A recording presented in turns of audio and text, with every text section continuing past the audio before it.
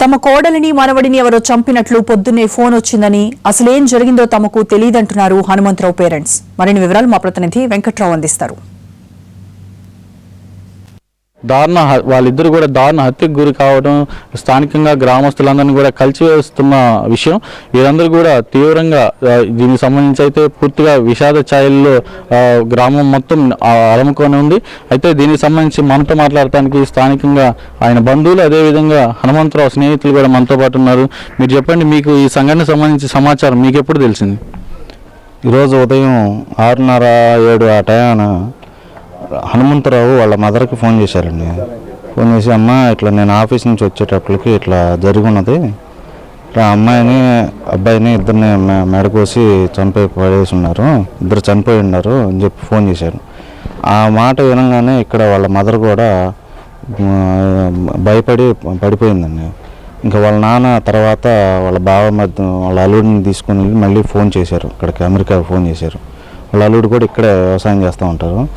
అల్లుడు ఫోన్ చేస్తే అక్కడ వాళ్ళ అల్లుడు అబ్బాయి కూడా ఫోన్లో మాట్లాడి, బావ ఇట్లా జరిగింది, ఇట్లా ఏం జరిగిందో ఏమో తెలియలేదు, ఆఫీస్ నుంచి వచ్చేటప్పటికి ఇట్లా జరిగిందని చెప్పారు.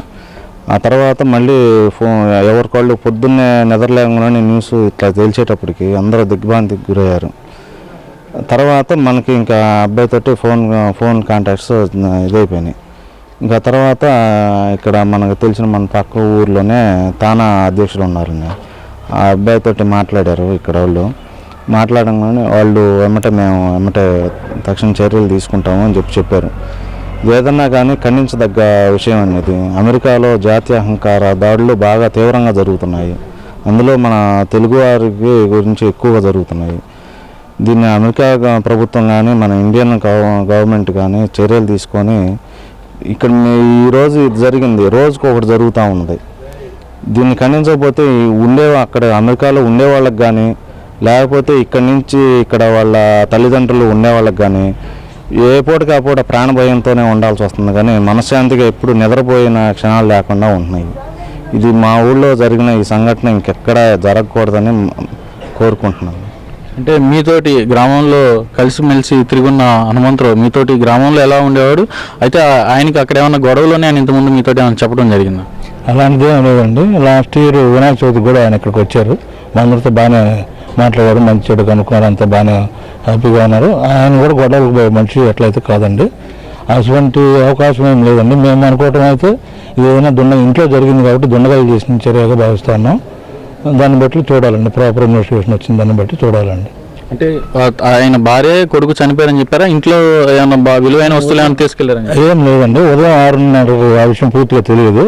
6:30 మటుకు ఫోన్ చేశారండి. అంటే అక్కడ టైం 8 అట్లా అవ్వచ్చు. ఈవినింగ్ ఆఫీస్ నుంచి వచ్చేసరికి వారు ఇద్దరు, భార్య బిడ్డ ఇద్దరు రక్తం మరుగులో ఉన్నారని చెప్పి ఫోన్ చేసి ఏడుస్తానే ఫోన్ కట్ అయిందండి. మళ్ళీ మా వాళ్ళు ఇక్కడ వాళ్ళ తండ్రి గారు కానీ బావగారు కానీ ఇద్దరు కలిసి మళ్ళీ ఫోన్ చేస్తే ఇట్లా నేను వచ్చేసరికి జరిగిపోయింది అని చెప్పి చాలా రోదంతో చెప్పడం జరిగిందండి.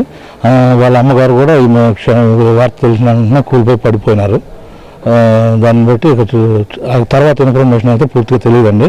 ఎమ్మెల్యే గారు అది సీఎం గారితో మాట్లాడినారు, తానా వాళ్ళతో మాట్లాడినారు.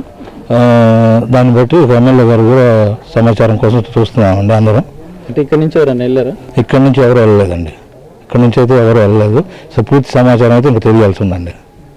ఇది ప్రస్తుతం తిమ్మరాజుపాలెంలో పరిస్థితి. ప్రధానంగా చూస్తే ఒకవైపు జాత్యహంకార హత్యలు జరుగుతున్న నేపథ్యంలో ఇంట్లో ఉన్న ఈ తల్లి కొడుకుల్ని చంపాల్సిన అవసరం ఎవరికి వచ్చింది? ఒకవైపు బయటకు వెళ్తే జాత్యహంకార దాడులు జరుగుతూ ఉన్నాయి, ఇంట్లో ఉన్న ఈ తల్లి కొడుకులను చంపాల్సిన అవసరం ఎవరికి వచ్చింది అనేది ప్రశ్నార్థకంగా మారింది. దీనికి సంబంధించి అయితే ప్రస్తుతం అమెరికా పోలీసులు విచారణ జరుపుతున్నారు.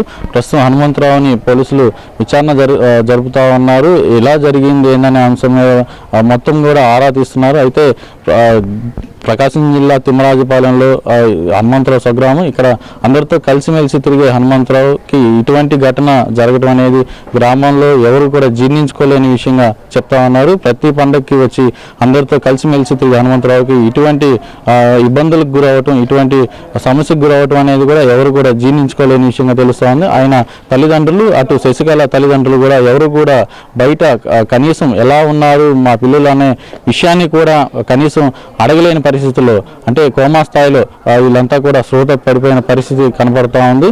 ఇది ప్రకాశం జిల్లాలో తాజా పరిస్థితి. కెమెరామెన్ నాగరాజ్తో వెంకట్రావు, ఎన్టీవీ, తిమ్మరాజుపాలెం నుంచి.